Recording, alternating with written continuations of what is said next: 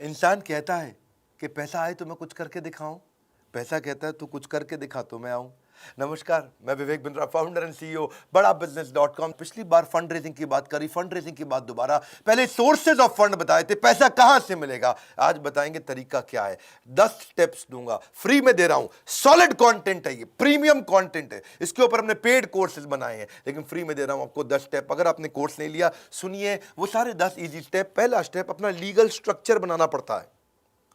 अगर आपकी proprietary company है, पार्टनरशिप कंपनी है, फंड रेजिंग नहीं कर सकते, लिमिटेड लायबिलिटी में भी नहीं कर सकते, एलएलपी जिसको बोलते हैं, प्राइवेट लिमिटेड या पब्लिक लिमिटेड। जो प्राइवेट इक्विटी या वेंचर कैपिटल है वो प्राइवेट लिमिटेड कंपनी में भी आके पैसा दे सकते हैं। प्राइवेट इक्विटी और venture capital, PE and VC, ये प्राइवेट लिमिटेड कंपनी में देते हैं, लेकिन अगर आपको आईपीओ तो फिर उसके लिए आपको पब्लिक लिमिटेड कंपनी में जाना पड़ता है। तो पहले तो अपनी कंपनी का लीगल स्ट्रक्चर ठीक कर लो, फिर आते हैं दूसरे स्टेप पे।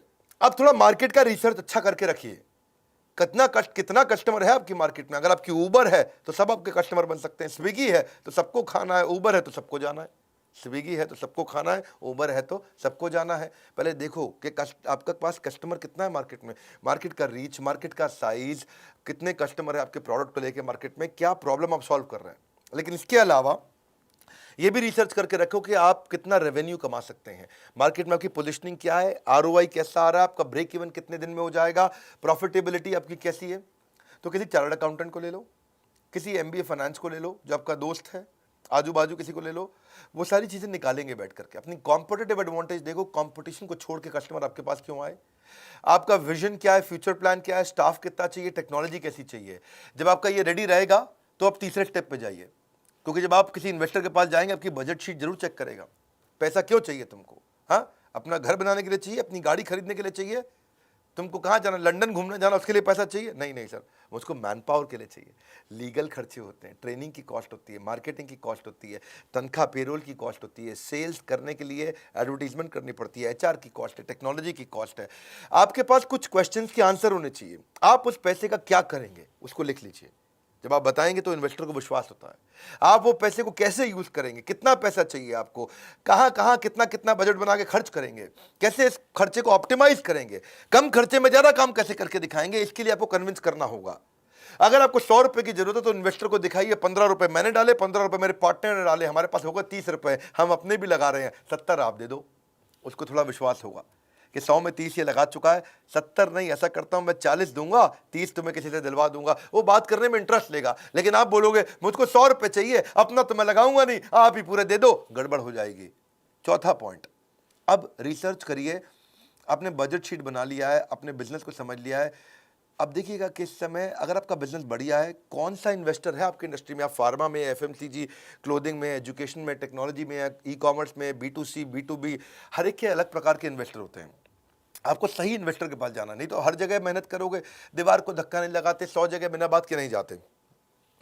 इसके लिए इन्वेस्टमेंट बैंकर्स होते हैं, आई बैंकर, इसकी एक पूरी लिस्ट है, हमने अपने फंड रेजिंग कोर्स में भी दिया है, एवरीथिंग अबाउट एंटरप्रेन्योरशिप में भी दिया है, कौन कौन इन्वेस्टमेंट बैंकर है मार्केट में, कौन से इन्वेस्टमेंट के लिए, कौन से फंड के लिए कौन सा इन्वेस्टमेंट बैंकर काम आएगा आपको। इन्वेस्टमेंट बैंकर कौन होता है, 2% 3% कमीशन लेता है बीच में। अगर आपको 100 रुपये दिलाएगा, 2 रुपये रख लेगा, तो वो एक दलाल, साधारण भाषा में, कठोर भाषा में बोलेंगे, वैसे बिजनेस की भाषा में उसको इन्वेस्टमेंट बैंकर या आई बैंकर या मर्चेंट बैंकर, इन 3 नामों से पॉपुलर होते हैं।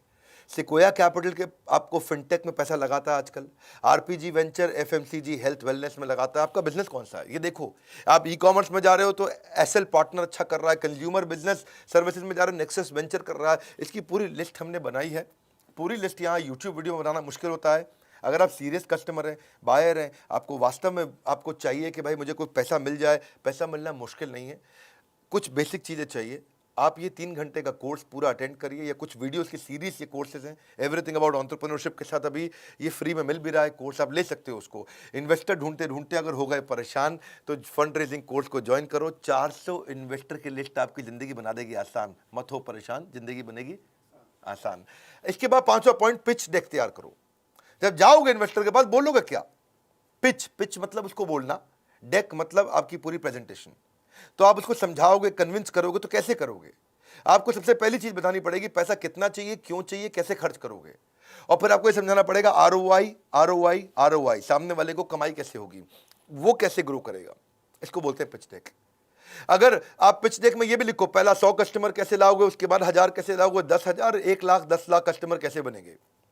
पहले तो सिंपल सा कवर पेज बना लो, उसके बाद अंदर जब जाते हो अपनी टीम की इंफॉर्मेशन डालो, मेरे पास ये टीम है।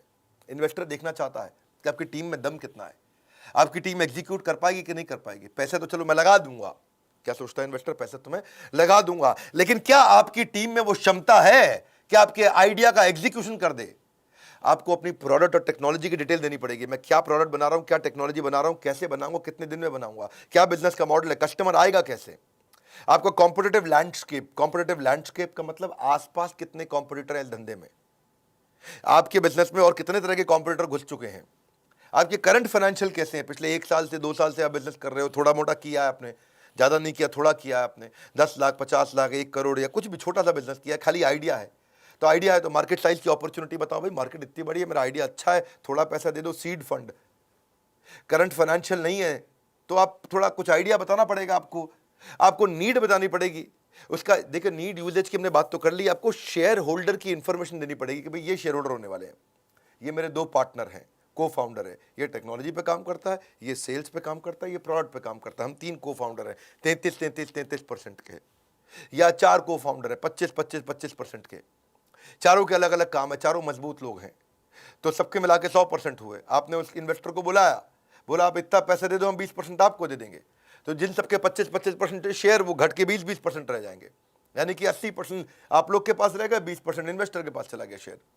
तो इन्वेस्टर को वो सारी इंफॉर्मेशन चाहिए, वो जानना चाहता है कि कंपनी की वैल्यू आज अगर 1 करोड़ है तो ये 100 करोड़ कैसे होगी। तो जो मैंने 20% दिया है आपको, जो आपके 20% शेयर लिए हैं, तो जब 1 करोड़ से 10 करोड़ या 1 करोड़ से 100 करोड़ के आप हो जाओगे तो मेरी भी कंपनी की 20% जो मेरे शेयर है उसकी वैल्यू बढ़ जाती है। इन्वेस्टर क्यों आता है, इन्वेस्टर को आरओआई रिटर्न चाहिए। अब आता छठा पॉइंट, अपनी इन्वेस्टर पिच को और अच्छा करो, उसको परफेक्ट करो। कैसे परफेक्ट करोगे आप इन्वेस्टर से बात कैसे करोगे, प्रोसीड कैसे करोगे, अपने आप को प्रेजेंट कैसे करोगे, अपनी टीम को कैसे प्रेजेंट करोगे, उसको ईमेल कैसे लिखोगे, वो आपको कैसे रिस्पॉन्ड करेगा, गो हेड कैसे होगा। तो बेसिकली कुछ मिस्टेक्स है जिनका ध्यान रखना है। पहले कभी ये मत बोलिए मेरा कोई कंपटीशन ही नहीं है। आप बता सकते हैं, अगर वास्तव में भी नहीं है तो बताएं कि कमजोर कंपटीशन अभी बिगिन हुआ है, आप मार्केट में फर्स्ट मूवर एडवांटेज है, नहीं तो हमेशा बताइए कि ये लैंडस्केप है। अनरियलिस्टिक प्रोजेक्शन मत दीजिए। आपको लगता है कि आप धंधा करेंगे 10 करोड़ का, बोल दें 1000 करोड़, तो फिर पर्दाफाश हो जाता है।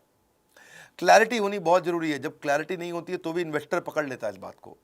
अगर इन्वेस्टर आपको क्रिटिसाइज करता है, आपकी कोई गलती निकालता है, तो उसको पर्सनली मत लीजिए। ऐसा नहीं कि आप दुखी होकर बैठ जाएं, ये कैसे मेरे बारे में इतनी कमी निकाल रहा है। और ऐसा नहीं कि बहुत कंजर्वेटिव नंबर दे दो, अग्रेसिव नंबर नहीं देना। आपने 10 करोड़ को 100 करोड़ नहीं बताना, वो तो मैंने बताया, लेकिन ऐसा ना हो कि 10 करोड़ को आप 1 करोड़ बता बैठो। तो कंजर्वेटिव भी नहीं देना, बहुत एग्रेसिव भी नहीं देना, रियलिस्टिक नंबर दीजिए। अनप्रोफेशनल लुक होती है कभी कभार, या बहुत ज़्यादा हीरो बन के जाते हैं। अभी हमारे एक दोस्त हैं, वो बहुत बड़े इन्वेस्टर हैं। वो कहते हैं कि मैंने इन्वेस्टमेंट के लिए मेरे पास एक पिच आई थी, बड़ी अच्छी पिच थी, वो बिजनेस मॉडल उसका अच्छा था। मैंने उसको 5 स्टार बुलाया, 5 स्टार होटल में एक मीटिंग करने के लिए। मैंने पूछा वाइन लेते हो, बोला मैं विस्की लेता हूँ, बड़ी कोई महंगी विस्की बता रहा था वो, सिंगल मॉल्ट 18 ईयर। तो बोला मैं 12 ईयर भी नहीं लेता, 18 ईयर लेता हूँ। जब उसने ऐसा बोला तो उसको लगा इसके तो बड़े रईसों वाले शौक है, ये मेरे पैसों को अपने शौक में ही पूरा कर डालेगा। और फिर बोला कि मैं एक दूसरे लड़के से मिला जिसको मुझे फंड देना था, और वो बेचारा 700 किलोमीटर तक बस में बैठ के आया, सारी रात बस में था वो, और सुबह मेरे पास आया, दिन भर वो मेरे साथ रहा। मैंने बोला थके नहीं आप? बोला बस में नींद पूरी कर लेंगे, दिन भर काम करेंगे। बोला ये बड़ा मेहनती था, उसे विश्वास हो गया। बड़ा इंपॉर्टेंट है कि जब आप इन्वेस्टर से मिल रहे हो तो कैसे मिल रहे हो, क्या बात कर रहे हो, प्रोफेशनल रहिए, कीप इट सिंपल, स्टोरी बताइए, कंपनी की स्टोरी क्या है, और आपके इन्वेस्टर को उसका एग्जिट कैसे मिलेगा, वो कमा के बाहर कैसे निकलेगा, उसकी स्ट्रैटेजी तैयार रखना। फंड रेजिंग कोर्स को लेकर अगर आप बन गए बुद्धिमान तो इन्वेस्टर पिचिंग में कभी नहीं बचेगा कोई व्यवधान। बुद्धिमान व्यवधान ठीक लग रहा है, क्योंकि कोर्स में देने जा रहे हैं आपको वो ज्ञान जो फंड रेजिंग प्रोसेस को कर देगा बहुत आसान। 7वां पॉइंट अब आता है रोका। शादी से पहले रोका होता है ना, शादी से पहले थोड़ा सा रुका देते हैं, लड़का लड़की फिक्स हो जाता है, हाँ जी रोका सेरेमनी होता है, तो उसमें डिसाइड कर लेते हैं। तो ऐसे ही फंड रेजिंग का रुका क्या होता है, फंड रेजिंग के रुका में डिसाइड करते हैं कि कितना पैसा मैं लगा सकता हूँ, कब तक दूंगा मैं, निवेशक कितने शेयर ले लेगा आपसे, जो भी इन्वेस्टर आ रहा है उसे कितना % शेयर चाहिए, दोनों पार्टियों के अधिकार क्या होंगे, तो जो इन्वेस्टर इन्वेस्टी दोनों के बीच में क्या अधिकार होंगे, तो वो सब चीज़ें तय हो जाती हैं। और उसके बाद आता है 8वां स्टेप। अब इन्वेस्टर डिटेल में ड्यू डिलिजेंस करता है। ड्यू डिलिजेंस का मतलब आपकी जांच पड़ताल करता है। आपने जो जो क्लेम किए, मैं ऐसा कर दूंगा, अब तक ऐसा किया, वो सारे वो वेरीफाई करेगा। इसको बोलते हैं, इस इंडस्ट्री में बोला जाता है ट्रस्ट बट वेरीफाई। क्या मतलब है? वो आपकी सारी बातें विश्वास करेगा लेकिन वेरीफाई भी करेगा। आप बोलोगे मैं आज 10 करोड़ रुपए का काम कर रहा हूं, तो आप पे विश्वास करेगा लेकिन वेरीफाई भी करेगा। ऐसा नहीं बोलेगा मैं नहीं मानता तुम कर रहे होगे, वो विश्वास करेगा, बहुत अच्छी बात है, 10 करोड़ दैट्स वेरी गुड, लेकिन बाद में आके आपके पेपर्स चेक करेगा, वेरीफाई करेगा। ट्रस्ट बट वेरीफाई, इसके लिए किया जाता है ड्यू डिलिजेंस, तो जांच पड़ताल साधारण भाषा में। वो आके आपके बिजनेस के प्रोसेस को समझेगा, आपके बिजनेस के मॉडल को इवैल्यूएट करेगा, आपके साथ में बाइंडिंग अग्रीमेंट डिसाइड करेगा, आपके फाइनेंस को चेक करेगा, आपकी बैलेंस शीट देखेगा, आपका प्रॉफिट एंड लॉस स्टेटमेंट देखेगा, कैश फ्लो स्टेटमेंट देखेगा, कंपनी में कहीं कोई कर्जा तो नहीं चल रहा, पहले से कोई लोन तो नहीं चल रहा, आज रेवेन्यू कैसे हैं, पिछले 3 साल में कितने बड़े, उसको बोलते हैं CAGR, compounded annual growth rate.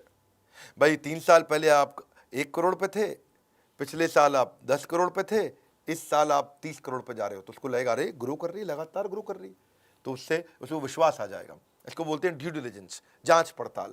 पिछले साल की ग्रोथ की रेशियोज आके निकालेगा आपके साथ, आपके मार्जिन चेक करेगा कि फाइनली बचता कितना है। ऐसा तो नहीं कच्चे पक्के का धंधा कर रहा है, पैसा निकाल के कच्चा जेब में रख लेता है, कैश का काम कर रहा है। आपकी इन्वेंट्री घूमती कितनी जल्दी है, कौन सी इन्वेंट्री वेस्ट हो जाती है, डेट टू इक्विटी रेशियो कितना है, कर्जे का बहुत ज़्यादा भार तो नहीं है, करंट रेशियोज कैसी है, कई रेशियोज होती हैं। तो आप अपने फाइनेंशियल्स को किसी चार्टर्ड अकाउंटेंट के साथ ठीक कर लीजिएगा ड्यू डिलिजेंस से पहले। अपने कोई ऑडिटर बाहर का लेके अपनी ऑडिट करा लीजिए। ये सब चीज़ें हम सिखाएंगे आपको। अगर आपका बिजनेस नया है, अभी कुछ भी आपने पहले नहीं किया, तो भी आप फंड रेज कर सकते हैं। आपका लीगल भी चेक करेगा आकर के, वो कंपनी में कहीं कोर्ट में केसेस तो नहीं चल रहे हैं, प्रमोटर के ऊपर, मालिक के ऊपर केसेस तो नहीं है। आप रजिस्ट्रार ऑफ कंपनी से भी चीज़ें चेक करेगा, बैंक के रिलेशनशिप चेक करेगा, बैंक से भी चेक करेगा कि कहीं आपके चेक डिसऑनर तो नहीं हो जाते हैं, चेक आपके बाउंस तो नहीं हो जाते हैं। वो चेक करेगा आप कितने ईमानदार हो, और कई बार उसकी आपकी पर्सनल प्रमोटर की भी वो जाके चेकिंग करेगा कि भाई ऐसे तो नहीं है ये पैसा लेके लड़कीबाजी करता हो, घूमता हो, बहुत शराब पीता हो और घूमने जाता हो, चला गया भैया बैंकॉक मसाज कराने जा रहा है, क्यों, इन्वेस्टर से पैसा ले लिया, सैंडविच मसाज, ये सब फालतू काम कर रहा है कि वास्तव में जिम्मेदार है। सुबह कितने बजे दफ्तर जाता है, आपको बताए बिना आपके बारे में चेक कर लेगा। रात को दफ्तर से कितने बजे निकलता है, आपको बताए बिना चेक कर लेगा। छुट्टी कितनी मारते हो, तो ये ड्यू डिलिजेंस बोलते हैं, इसको बोलते हैं जांच पड़ताल, ट्रस्ट बट वेरीफाई। अब आता है 9वां, ड्यू डिलिजेंस कर लिया, टर्म शीट बन चुका है, रोका हो चुका है, शादी का टाइम आ गया है।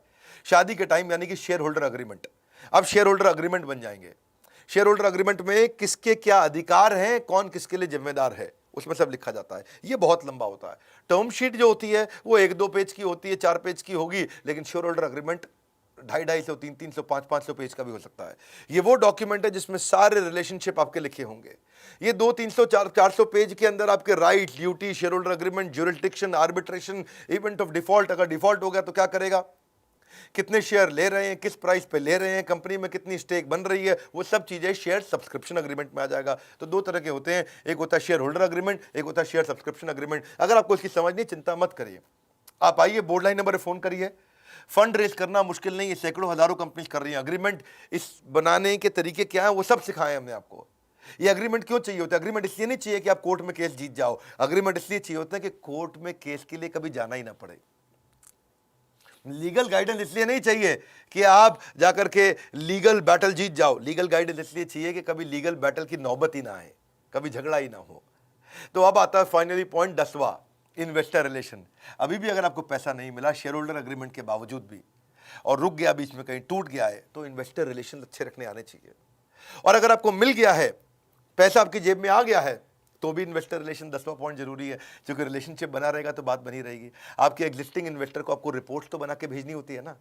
एग्जिस्टिंग इन्वेस्टर को क्या ग्रोथ हुई दिखाना पड़ता है, उसको डेटा MIS रिपोर्ट देनी पड़ती है, उसको नए प्रोजेक्ट के बारे में बताना पड़ता है, ये भी कहना पड़ता है थैंक यू आपने 10 करोड़ रुपए लगाए, अगर हो सके तो 10 करोड़ और लगाइए क्योंकि मैं नया प्रोजेक्ट एक और लेके आ रहा हूँ। आप या फिर नए इन्वेस्टर के साथ भी रिलेशन बनाना, ये तो आपका एग्जिस्टिंग इन्वेस्टर था, ये थोड़ी आप एक इन्वेस्टर से आप रुक जाएंगे। आपको चाहिए 4 इन्वेस्टर और, क्योंकि आपको और पैसा चाहिए, तो आप कंपनी के बारे में अचीवमेंट्स, अपनी न्यूज़, अपनी रिलेशनशिप बना के रखोगे नए इन्वेस्टर के साथ में। और जब ये सारी चीज़ें हो जाती हैं तो आपके पास जब काफ़ी इन्वेस्टर आते हैं तो बाकी इन्वेस्टर अपने आप आते हैं। पैसा ही पैसे को खींच के लाता है, इन्वेस्टर ही दूसरे इन्वेस्टर को खींच के लाता है। ये बहुत लंबी स्टोरी है, मैंने शॉर्ट में बताया आपको, 10 पॉइंट बताए फंड रेजिंग के स्टेप्स क्या होते हैं। हमने इसके ऊपर डिटेल्ड कोर्स बनाया हुआ, बहुत डिटेल के अंदर है। ये जो स्टार्टअप है, स्टार्टअप कर रहा है, करने वाला है, करना चाहता है, आइडिया है, शुरू कर चुका है, एग्जीक्यूट कर चुका है, सोलोप्रेन्योर है, वो एंटरप्रेन्योर है, एंटरप्रेन्योर है, उनको ये वीडियो शेयर करिए, क्योंकि ये बड़े काम आते हैं। ये छोटे छोटे पॉइंट्स बहुत काम आते हैं। मेरे चैनल पे आने का फायदा ये है, हमेशा बिजनेस के ऊपर खालिस ज्ञान मिलता है कि मैं केवल हवाई बात करना कभी पसंद नहीं करता। स्टेप्स में बताता हूँ, पॉइंटर्स में बताता हूँ। मेरे साथ बैठते हो, 10-15 मिनट के अंदर आपको 1 से 2 घंटे का कंटेंट तुरंत दे देता हूँ। अगर आप नए आए हो जरूर सब्सक्राइब करिए, बेल आइकन हिट नहीं किया तो आपको इतने बढ़िया वीडियोस फ्री में तो मिलेंगे नहीं। हमारे साथ जुड़े रहने के लिए, इस वीडियो को शेयर करने के लिए, बोर्ड लाइन नंबर पे फ़ोन करके इसकी सारी जानकारी लेने के लिए आप सबका हृदय की गहराइयों से प्रेम पूर्वक बहुत बहुत धन्यवाद।